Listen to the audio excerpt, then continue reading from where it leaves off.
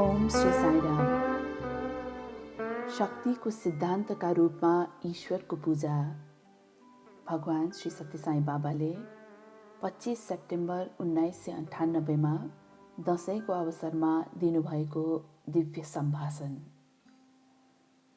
सत्यम माता पिता ज्ञानम धर्मो भ्राता दया सखा शक्ति पत्नी क्षमा पुत्र सरिते मम बान्धवा।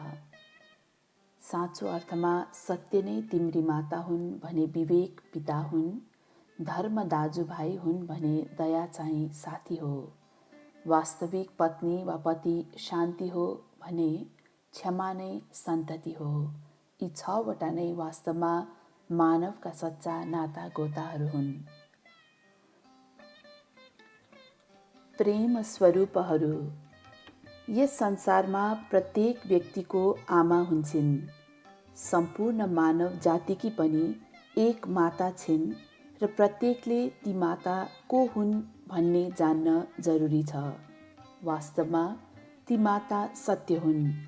जसले सत्यरूपी माताको अनुसरण गर्छ उसले जीवनमा समस्याहरू भोग्नु पर्दैन। ती माता सत्य सबै काल र तीनै लोकमा समान रहन्छन् र ती माता सत्व, पवित्रता, रज, आशक्ति र तम, नीचता जस्ता गुणबाट समेत अछुतो रहन्छन्। व्यक्तिकी शारीरिक माता मर्न सक्लिन्, छोडेर अन्तै जालिन्, तर दैवी माता सत्य, समय र स्थानभन्दा माथि छिन् अनि सधैँ उस्तै रहिरहन्छन्। त्यसैले हरेक व्यक्तिले यी आदर्श र दैवी माताको हमेशा अनुसरण गर्नुपर्छ। पिता भनेको को हो? विवेक मानवका सच्चा पिता हुन्।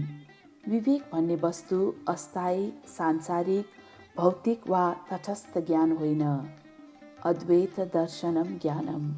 विवेकले सबै एकै हौँ भन्ने अनुभव प्रदान गर्दछ। त्यसकारण सत्य र विवेक मानवका माता र पिता हुन्। धर्म बन्धु हो। देश, काल, परिस्थिति र आस्था एवं परम्पराको आधारमा धर्म फरक फरक हुन सक्छ। तर जुनसुकै जाति, वर्ण, राष्ट्रियता र धार्मिक आस्था भए पनि धर्म सबैका लागि प्रिय हुन्छ। यो बन्धु अथवा धर्म नै प्रेमको स्वरूप हो। यसैको आधारमा वेदले सत्य तथा धर्मलाई उच्च महत्त्व प्रदान गरेको छ। महान ग्रन्थ रामायणमा लक्ष्मणले धर्मको आदर्शलाई व्यवहारमा उतारे।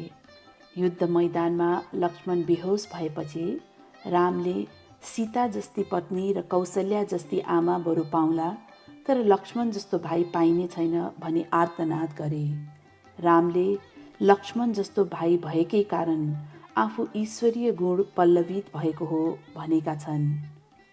दया नै साँचो अर्थमा सखा हो, साथी सङ्गी हो।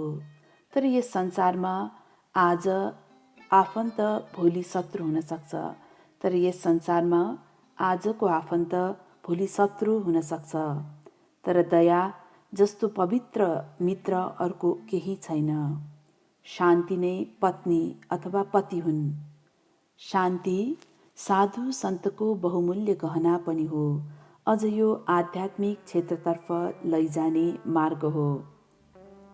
क्षमा मानिसको सन्तति हो। क्षमाभन्दा ठुलो गुण अरू केही छैन।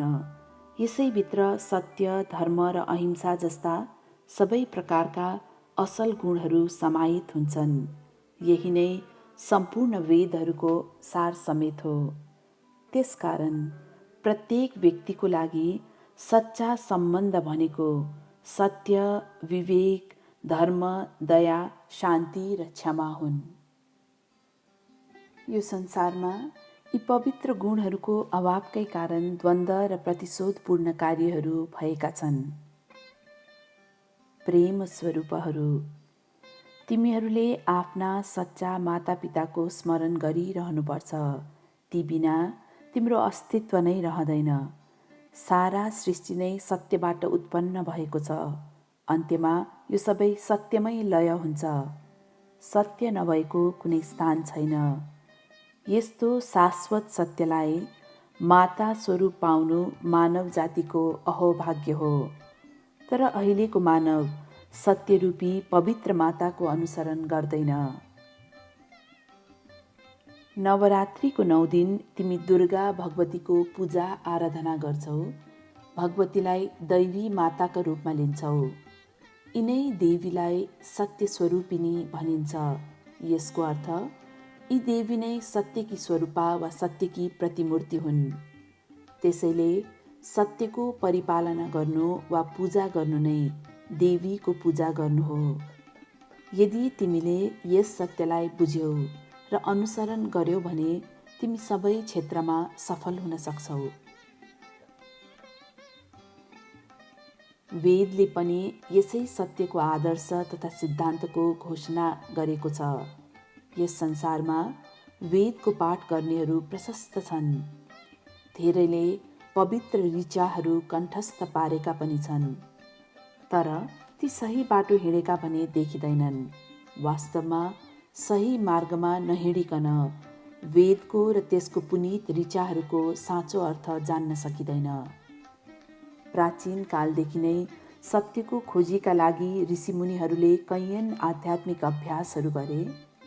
तिनले जबसम्म सत्यको दर्शन पाएनन् तबसम्म आफ्नो अठोट छोडेनन्। अन्तमा उनीहरूले संसारलाई पूर्ण आवामय, पूर्ण आनन्द सहितको अन्धकार र अज्ञानभन्दा पर रहेको ईश्वरसित साक्षात्कार गरे।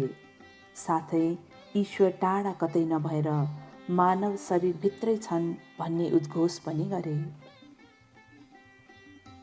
सन्तहरूले मृण्मय अथवा माटोको स्वरूपबाट शरीरभित्र चिन्मय ईश्वरको दर्शन पाए। त्यसैले हामीले आफ्नो शरीरलाई तुच्छ बनाउनु हुँदैन र ससाना निम्न कोटिका एवं सांसारिक क्षणिक आनन्दका विषयमा यसको उपयोग गर्नु पनि हुँदैन। शरीर ईश्वरको मन्दिर हो। यसलाई फलामको सन्दुकसित तुलना गर्न सकिन्छ। जसरी त्यस सन्दुकभित्र मणि, माणिक्य र बहुमूल्य गहना राखिन्छ, त्यसै गरी मानव शरीरभित्र पनि चराचर व्यापी ईश्वरको बास छ। त्यसैले भित्र बास गरेको परमात्मा र आत्मा जस्तो बहुमूल्य गहनाको रक्षाको लागि यस शरीरलाई उचित तरिकाले स्याहार सम्भार र यसको सही उपयोग गर्नुपर्छ। तिमीले पृथ्वीको गर्भबाट मात्र रत्न तथा मणि माणिक्य पाउन सक्छौ। त्यसैले तिमीले आफैमा त्यो रत्नको खोजी गर्नुपर्छ जुन शरीर त्यही माटोबाट बनेको छ। आत्मिक सिद्धान्तको अनुभव गर्ने दिशामा अघि बढ्दा के हुँदो रहेछ भन्ने विषयको अन्वेषण गरौँ। अहङ्कार र आसक्ति हाम्रा मार्गमा बाधक बनेर उपस्थित हुन्छन्। अहङ्कार र आसक्ति त्यागेपछि मात्र तिमीले हृदयको पवित्रता प्राप्त गर्छौ। त्यो पवित्रताले मात्र तिमीलाई सर्वोच्च विवेकको अनुभव गर्ने बाटोतिर लैजान्छ। जति आसक्ति बढाउँदै जान्छौ तिमी त्यति अधीर बन्छौ। अहङ्कार त अझ भयानक हुन्छ। मानवका लागि यो एक असाध्यै रोग बनेको छ। त्यसैले तिमीले अहङ्कार र आसक्तिलाई नियन्त्रणमा राखेर आफूलाई आत्मिक परमानन्दतर्फ लैजानुपर्छ। नवरात्रिका पवित्र 9 दिनसम्म मानिसहरू देवी भागवत, रामायण वा महाभारत पाठ गर्छन्। लोकले दुर्गा, लक्ष्मी र सरस्वती आदि देवीको पूजा आराधना पनि गर्छ। देवी गायत्रीका 3 पक्ष छन्। ती हुन् गायत्री, सावित्री र सरस्वती। गायत्री हाम्रा इन्द्रियहरूकी अधिष्ठात्री देवी हुन्। सावित्री जीवन र प्राणकी अधिष्ठात्री र सरस्वती वाणीकी अधिष्ठात्री देवी हुन्। यी तीनै देवीहरू सत्यका एउटै सिद्धान्तमा समाहित छन्। गायत्री मन्त्र ओम भूर्भुवः स्वःबाट प्रारम्भ हुन्छ। भू भनेको प्रकटीकरण अथवा देखिनु हो, भुव भनेको तरङ्ग अथवा जीवन हो र स्वः भनेको आत्मा वा सञ्चारण हो। यस अघिका वक्ता डाक्टर वेङ्कटरमणले कुनै पनि पदार्थलाई शक्तिमा र शक्तिलाई पदार्थमा रूपान्तरण गर्न सकिन्छ भनी बताए। एउटा वैज्ञानिकका दृष्टिबाट त्यो सत्य हो, तर मेरो दृष्टिमा पदार्थ र शक्ति भनेका बेग्ला बेग्लै अस्तित्वमा रहने वस्तु नै होइनन्। पदार्थ नै शक्ति हो र शक्ति नै पदार्थ हो। यी दुई एकअर्काका अभिन्न र एक आपसमा अन्तर सम्बन्धित छन्। वास्तवमा संसारमा कुनै पदार्थ नै छैन जहाँ पनि तिमी देख्छौ ती सबै शक्ति हुन्, ऊर्जा हुन्। नवरात्रिका यी 9 दिनमा भगवती शक्ति वा ऊर्जाको सिद्धान्तको पूजा गर्ने गरिन्छ। सत्य, धर्म, शान्ति र क्षमा सबै शक्तिका सिद्धान्तहरू हुन्। सत्य सबैको आधार र प्राथमिक कारक तत्त्व हो। सत्यभन्दा पर अरू केही छैन। यही सत्यमा शक्ति वा ऊर्जाको सबै अंश समाहित छन्। त्यसैले सत्यलाई आफ्नी आमा नै मान र यसको अनुसरण गर। वेदले भने सत्यम वद धर्मम चर, जसको अर्थ साँचो बोल, धर्म गर भन्ने हो। दुर्भाग्यवश आजका मानिस यसको पालना गर्दैनन्। ठीक विपरीत तिनीहरू असत्य र अधर्मको बाटो हिँडेका छन्। सबै दुःख र कष्टको कारण यही नै हो। प्राचीन समयमा सत्य र धर्मलाई उच्च प्राथमिकता दिइएको थियो। कुनै कार्य सुरु गर्नुअघि त्यो काम गर्नु ठिक हो कि होइन भनी खोजी नीति गरिन्थ्यो। सबैजना आफ्नो विवेकले ठहर्याएको बाटो हिँड्थे। आजभोलि भने यस्तो धारणाको अभाव छ। धेरै व्यक्तिहरू भन्छन् उनीहरू देवत्वको खोजीमा छन्। सत्यको मार्गमा जाने बित्तिकै सर्वत्र देवत्व नै देवत्व पाइन्छ। एउटा सानो उदाहरण हेर। आमा, छोरी, पत्नी र बहिनीलाई हेर्ने आँखा त उनै हुन्। यहाँ चासोको विषय के भने ती प्रत्येकप्रति तिम्रो भावना कस्तो छ, तिमीले बुझ्न जरुरी हुन्छ। सत्यको खोजी त्यही हो। आमा आदर र सम्मानका दृष्टिले हेरिन्छन्। छोरीलाई आफ्नै अंशका रूपमा लिइन्छ। यही तरिकाले तिमीले सत्यको खोजी पनि गर्नुपर्छ र सत्यलाई बुझ्नु पनि पर्छ। यदि तिमी आफ्ना आँखाले देखेको प्रत्यक्ष प्रमाणका आधारमा मात्र चल्छौ भने सत्य के हो भन्ने कुरा कहिल्यै जान्न सक्दैनौ। तिमीले देखेका सबै वस्तु नाशवान छन्। कैयनलाई नाङ्गो आँखाले देख्न पनि सकिन्न। आध्यात्मिक मार्गमा जो कोही पनि प्रत्यक्ष प्रमाण चाहन्छन्, तर प्रत्यक्ष प्रमाणले कहिल्यै पनि सम्पूर्ण सत्यको निर्माण गर्न सक्दैन। उदाहरणका लागि तिमी 5 फिट 5 इन्च अग्लो, 45 किलोग्राम तौल भएको र गहुँ गोरो वर्णको कुनै व्यक्तिलाई देख्छौ। यो नाङ्गो आँखाले देख्न सकिने यथार्थ त्यही हो। तर तिमी शारीरिक गुणका आधारमा मात्र कुनै व्यक्ति कस्तो छ भन्ने विषयको टुङ्गोमा पुग्न सक्दैनौ। झट्ट हेर्दा नदेखिएका प्रेम, दया र क्रोध जस्ता गुण र अवगुणलाई पनि ध्यानमा राख्नुपर्छ। खाली देखेकै प्रत्यक्ष प्रमाणका आधारमा कुनै परिचय तय गर्नु मूर्ख्याई मात्र हो। ईश्वरको प्रत्यक्ष प्रकटीकरण नाङ्गा आँखाले हेर्न पाउनु सम्भव छैन। सत्य सर्वत्र छ, धर्म सर्वत्र छ। सत्य र धर्मको स्वरूप भएको ईश्वर पनि सर्वत्र छन्। त्यसैले सत्य र धर्मको अभ्यास गर्दै तिमीले आनन्दको उपयोग गर्नुपर्छ। हरेक कामको साक्षी आफू भित्रको विवेक वा ब्रह्म शक्ति हो। यदि आफ्नै विवेकले भनेको मान्दैनौ भने तिमीले गरेका प्रत्येक कर्म दूषित बन्छन्। आत्मा नै शाश्वत साक्षी हो र त्यही नै विवेक वा ब्रह्म पनि हो। आत्मा सर्वत्र व्याप्त छ। यो सबै व्यक्ति र प्राणीमा अन्तर्निहित छ। यसको कुनै स्वरूप छैन। यसको कुनै गुण पनि छैन। यो नित्य, अनादि, विशुद्ध र अमर छ। यस्तो आत्माको सिद्धान्तलाई बुझ्न सक्ने को छ? तिमी आफूले जे देखेका र सुनेका छौ त्यसैलाई सत्य मानेर बोल्छौ। तर यो सबै तिम्रा इन्द्रियको क्षमतामा मात्र सीमित छ। आत्मा भने इन्द्रियहरूको सीमाभन्दा धेरै पर हुन्छ। यदि त्यसो हो भने आत्मिक सिद्धान्त वा आत्माको आदर्शलाई कसरी बुझ्ने त? यसका निम्ति तिमीले बाहिरी जगतमा खोजी हिँड्नुपर्ने कुरा केही पनि छैन। आफ्नो दृष्टिलाई आफूभित्रतिर फर्क्याऊ। वेदले भनेको छ, पश्यनपि न पश्यति मूढो, जो देखेर पनि देख्दैन त्यो मूर्ख हो। तिमीले देखेका सबै ईश्वरीय हुन्, तर तिमी गल्ती गर्दै भनिरहेका छौ प्रकृति हो। आत्मिक दृष्टि भएको व्यक्तिले सम्पूर्ण प्रकृतिलाई नै ईश्वरीय हो भनी ठान्दछ। तर तिमीसित सांसारिक आँखा मात्र भए तिमीले संसार नै देख्छौ। विश्वम विष्णुमयम, यो विश्व नै विष्णुमय छ। नाम र रूप बेग्ला बेग्लै हुन सक्लान्, तर सबैमा भएको आत्मा एक समान छ। यो एक रूपतालाई बुझ्न तिमीले आफ्नो दृष्टि आफूभित्रतिर फर्काउनै पर्छ। ईश्वरलाई चिन्ने कुनै अर्को बेग्लै बाटो नै छैन, खालि आफूले आफैलाई चिन्नुपर्छ। खानको लागि भोक नलाग्ने कुनै पनि मानव छैन। त्यसै गरी तिमीलाई ईश्वरसँग भेट्ने वा उहाँलाई चिन्ने भोक जागेको छ। कोही यसलाई पागलपन भन्छन्, तर यो त्यसो भन्नेहरूकै पागलपन हो। सबैका आआफ्ना बेग्ला बेग्लै विश्वास, सोच र अनुभव छन्, तर अरूको आलोचना गर्ने अधिकार कसैलाई पनि छैन। जन्म र मृत्युको चक्र शरीरको मात्र हुन्छ। आत्माको कुनै जन्म वा मृत्यु छैन। यसको आदि र अन्त पनि छैन। यो सम्पूर्ण रूपमा शाश्वत ब्रह्म नै हो। ब्रह्म के हो? ब्रह्म भनेको 4 शिर भएको र ग्रन्थहरूमा व्याख्या गरिएको ब्रह्माजी होइनन्। ब्रह्म व्यापक छ। तिमीले जता हेरे पनि ब्रह्मै ब्रह्म मात्र देख्छौ। प्रेमको यो विस्तार नै ब्रह्म हो, ईश्वर हो।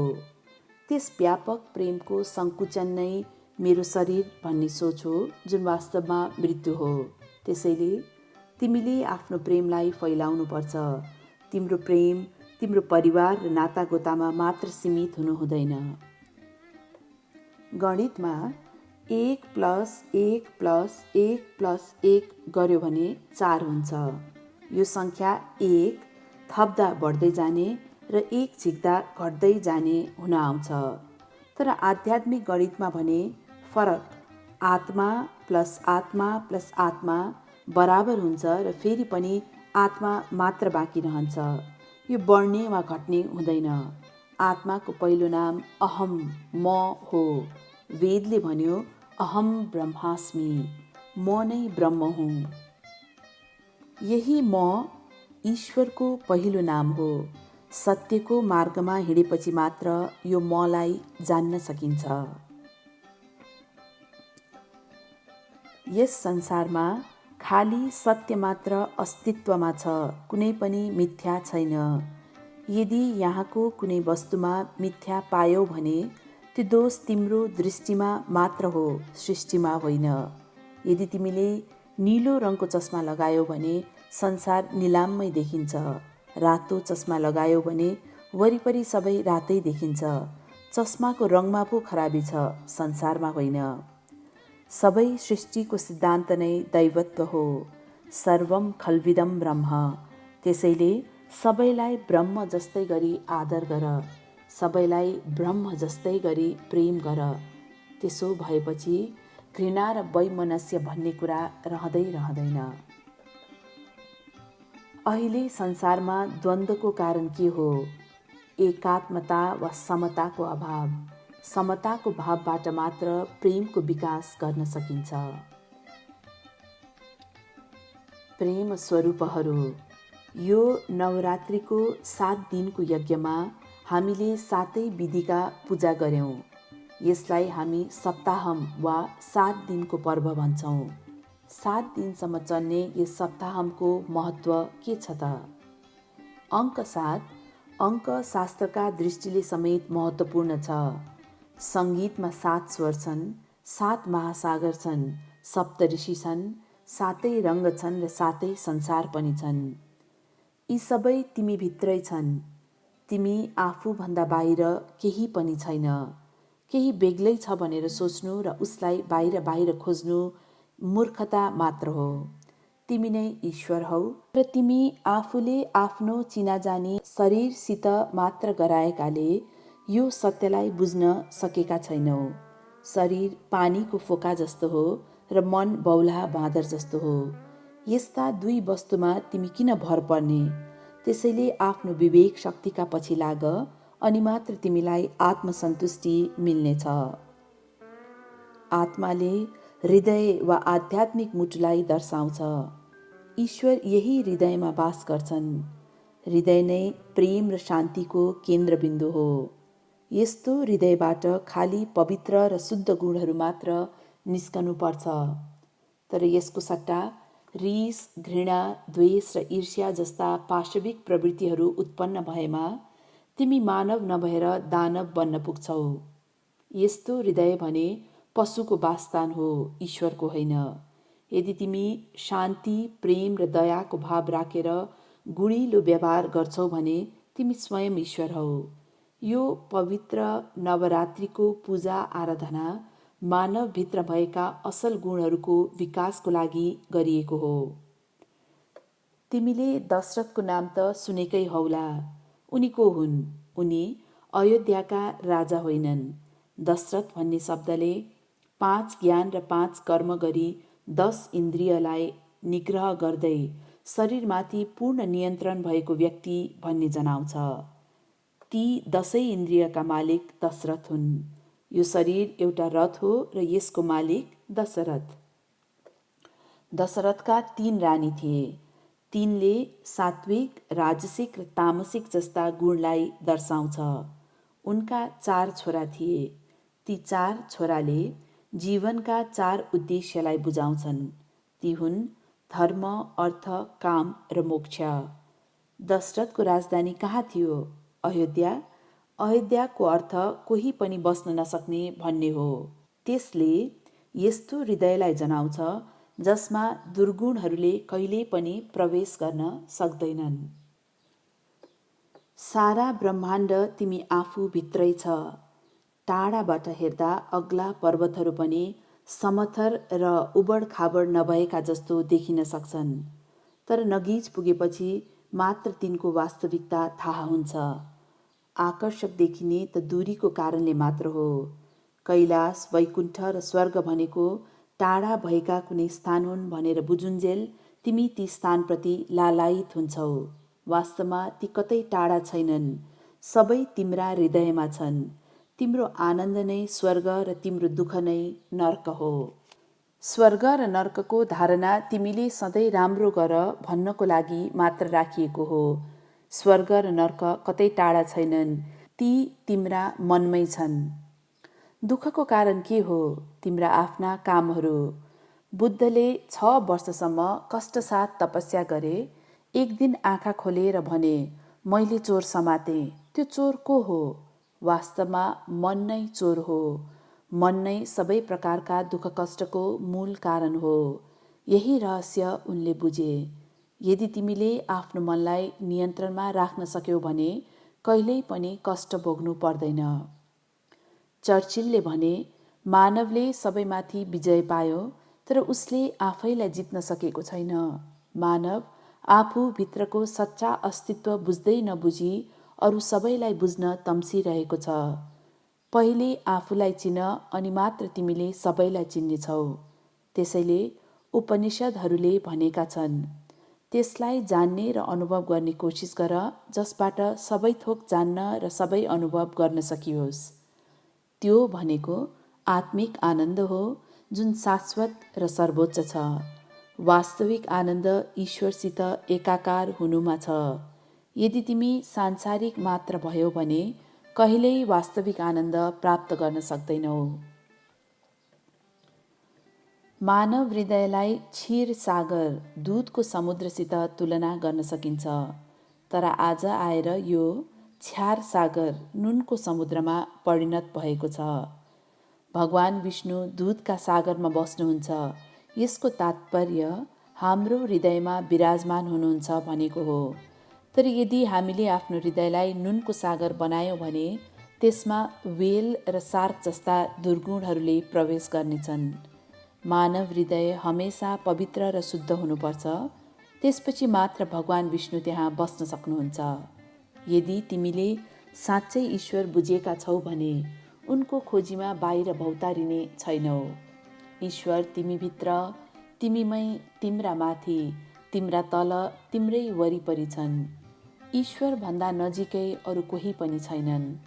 तिम्री आफ्नै शरीरकी आमा भन्दा पनि ईश्वर तिम्रा नजिक हुनुहुन्छ। त्यसैले ईश्वरलाई आफ्नी सत्य स्वरूपा आमाको रूपमा पूजा गर।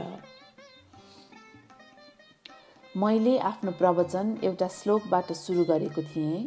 अब यसको समापन एउटा भजनबाट गर्छु। तिमीलाई थाहा छ यी श्लोक र भजन के हुन्? पहिलेको श्लोक वा कविता एउटा थाल जस्तो हो। त्यसमा राखिने स्वादिष्ट भोजनसित यस प्रवचनको तुलना गर्न सकिन्छ र अन्तिमको भजन भोजनका अन्तमा लिने स्वादिष्ट मिठाई जस्तो हो। यसलाई खाली थोरै मात्र लिएर पुग्ने ओखती नठान। यसलाई त पुरै भोजका रूपमा ग्रहण गर। मैले पस्किएका धेरैभन्दा धेरै सुस्वादु परिकार मध्येबाट लिएर ग्रहण गर। बृहत भोजको अनुभव गर र आनन्द ल्याऊ। विद्यार्थीहरू, प्रेम स्वरूपहरू, दैनिक जीवनमा तिमीले धेरै विषय सिक्नुपर्छ। पहिले आफ्ना गल्तीहरू के हुन् पत्ता लगाऊ र तिनलाई सच्याउने कोसिस गर। एक पूर्ण मानव बन्नका लागि प्रेम अपरिहार्य तत्त्व हो। यदि तिमी प्रेमको मार्ग अनुसरण गर्छौ भने हरेक चिज प्रेमै प्रेम मात्र बन्नेछ। जय साईं।